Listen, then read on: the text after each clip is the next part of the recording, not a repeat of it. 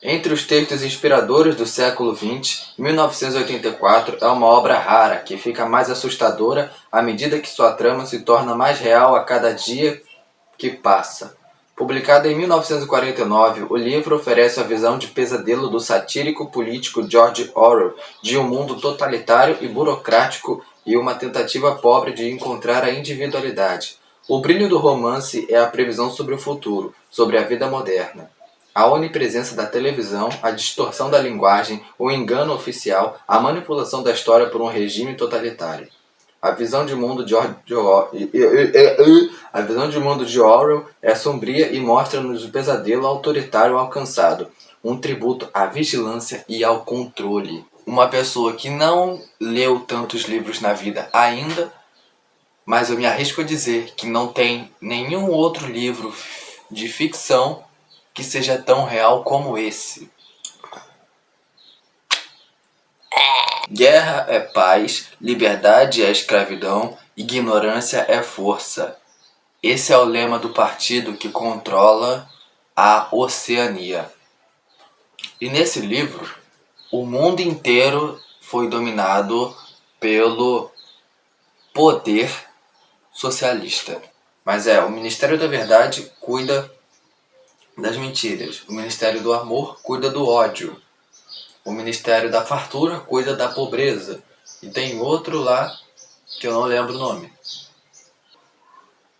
O que mais me impressiona nesse livro não é as técnicas do governo de limitar o pensamento do povo, não é o controle, a ditadura, a censura, e sim a vida que o protagonista tem. Porque o protagonista, ele nasceu já nessa ditadura. Vamos chamar de ditadura, mas não queria falar ditadura. Mas é uma ditadura, enfim. Ele já nasceu nesse mundo cinza. E ele queria muito saber como é que era o mundo antes. Porque o protagonista, ele trabalha no Ministério da Verdade. E o Ministério da Verdade, na verdade, ele cuida da mentira, da falsificação.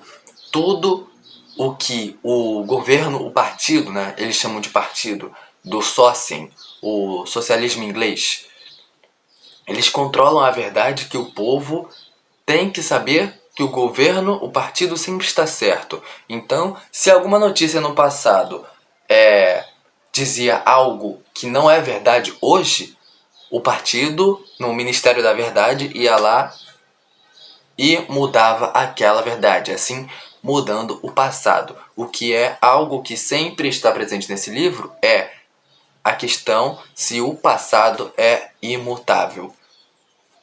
Existe o crime do pensamento, que no novo idioma é pensamento-crime, que só da pessoa pensar em agir, uma expressão facial fora do comum.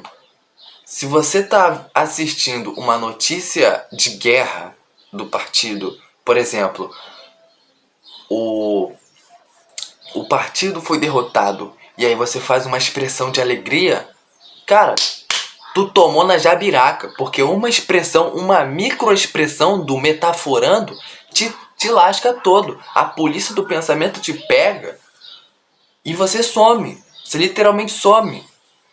Você deixa de existir, porque o partido vai apagar tudo que é de você, ninguém mais vai saber que você existe, e se alguém questionar, fulano sumiu, você viu ele? Alguma coisa assim, quem conversar sobre fulano também vai sumir. O bagulho é louco.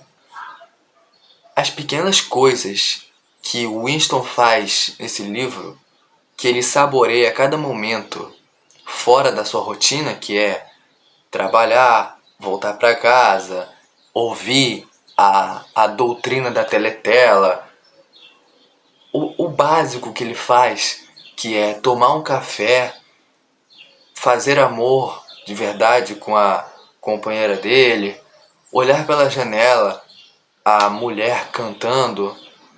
Você sente no livro a felicidade, a paz, a liberdade que o Winston tem de fazer pequenas coisas. E isso realmente está se perdendo no mundo. Talvez muito antes de 1949, sabe? Nem é pelo Partido Comunista, mas sim, ainda mais agora, por essa tecnologia que as pessoas vivem enfiada no celular, não sabe mais olhar para o céu sem tirar uma merda de uma foto e postar na internet. Eu sei disso porque eu fiz isso em 2022. Todo dia eu tirava foto do céu, da vista, da paisagem e postava com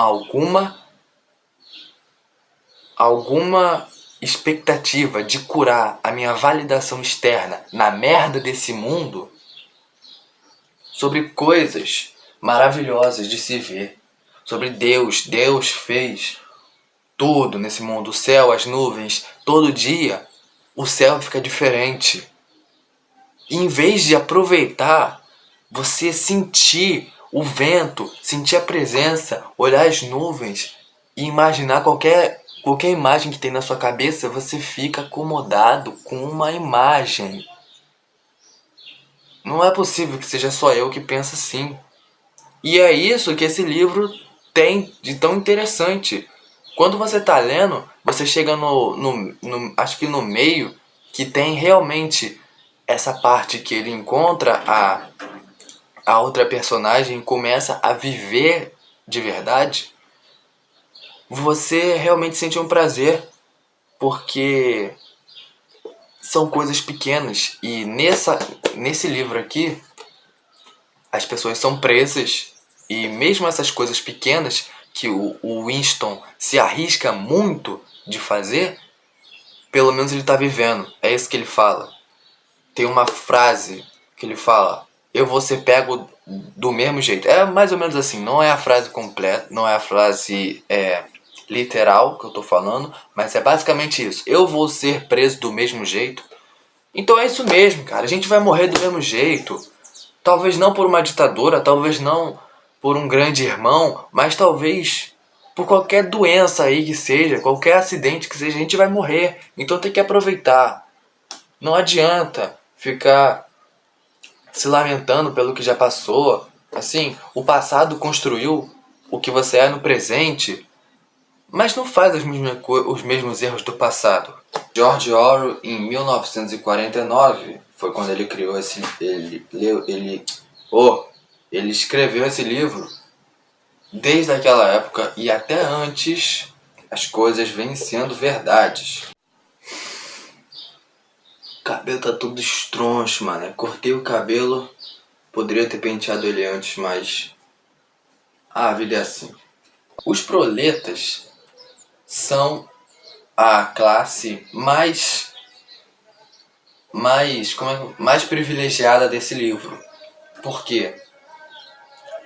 O Estado, o partido, ele controla a inteligência das pessoas, o pensamento, a comunicação, o idioma, o novo idioma. O novo idioma é a base do partido para doutrinar as pessoas. Como a gente vê nessa cultura woke, da linguagem neutra, muitas outras coisas para limitar a capacidade do nosso pensamento. Porque quanto menos a gente pensa, é óbvio que a gente vai ficar mais burro. O próprio Lula falou, pessoas minimamente inteligentes não votam nele, porque tem inteligência, assim. Os burros sempre vão ser passados por baixo. Vão passar por cima dos burros, porque são burros ou ignorantes ou não querem aprender. Os burros se acham inteligentes, mas não sabem de nada. Enquanto os inteligentes se acham burros e então aprendendo cada vez mais. E o partido, ele praticamente não se importa com os proletas. Porque é a galera da farra, não tá nem aí pra nada. Se tem uma inflação no partido, se a crise aumenta, assim, a comida, as porcentagens do café, do chocolate diminui, eles não estão nem aí. Eles só querem a cerveja deles, só querem ficar no bar, curtindo. Eles têm liberdade para fazer sexo, coisa que o partido proíbe, tirando o desejo do amor do ser humano e colocando o sexo como algo inortodoxo. O objetivo do casal só poderia ser ter filhos para o partido. É exatamente isso que está escrito aqui. Criar filhos para continuar o partido, porque cada vez mais as pessoas vão sendo doutrinadas. O partido já toma conta das pessoas. Qualquer coisa contra o partido, a pessoa some. E as crianças que são mais influentes ainda acabam indo contra os pais. É isso que acontece aqui. Um pai estava dormindo e ele fez o pensamento crime. Enquanto ele estava dormindo, ele falou: abaixo o grande irmão. O grande irmão é o representante do partido. Ninguém nunca viu o grande irmão, mas o partido colocou a imagem do grande irmão para ficar mais perto do povo. E abaixo o grande irmão era o que os opositores do partido falavam quando tentaram derrubar com o representante dele, que eu não lembro o nome. Então, o filho desse pai foi e denunciou ele para a polícia do pensamento, que ele era inortodoxo, que ele era traidor, e assim o pai foi levado pro Ministério da... acho que é o Ministério do Amor, não lembro qual era. George Orwell foi um grande escritor. Apenas por essa obra aqui, já pode ver que ele seria um dos maiores se não tivesse morrido tão cedo. É um dos meus favoritos escritores, por isso que eu recomendo tanto. Um livro que propositalmente, parece ser proposital, que ele tira a máscara do governo comunista. Aqui o autoritarismo está focado no lado da esquerda, né? Mas não que a direita também não faça assim. Porque o autoritarismo basicamente funciona da mesma coisa para os dois lados. Censura os inimigos, proíbe o pensamento das pessoas, só vai mudar um pouco na forma como um vê o outro. Por exemplo, nesse aqui, a desculpa e a narrativa que o partido tem é que antes dessa revolução, o mundo era comandado por capitalistas que pisavam nas pessoas, eram totalmente arrogantes. Se ele tinha uma propriedade e nessa propriedade houvesse mulheres trabalhando, todas as mulheres eram deles. Ele podia fazer qualquer coisa com as mulheres, porque eles eram os capitalistas. Eles eram os altos. E aí chegaram os médios socialistas e tomaram o mundo com o partido, o grande irmão. Esse é um livro que, quando você terminar de ler, você vai ficar abismado, assim como eu.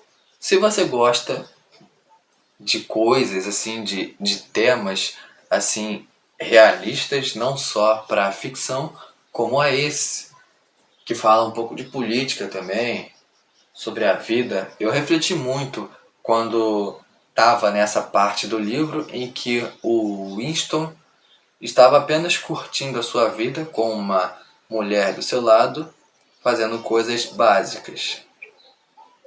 E essa foi a conversa de hoje, porque não dá muito para chamar de revisão, mas pode ter sido uma revisão, sim. Eu com certeza vou ler esse livro de novo, e como eu já falei antes, eu recomendo todos lerem esse livro pelo menos uma vez, porque não é só ficção. Você, com esse livro aqui, você pode entender o que o seu governo está fazendo com você, como no nosso país. Você vai falar, caraca, isso estava no livro, como eu não percebi antes. O governo controlando a gente, a nossa fala, censura. Quanta censura que passa despercebida aí na internet, ou no governo, ou com a gente. E esse livro aqui mostra de uma forma tão exagerada, mas tão exagerada que pode ser até perigoso a gente comparar com coisas da vida real. Mas não deixa de ser verdade. É só você ter bom senso do que pode ser uma ameaça e do que pode ser ficção.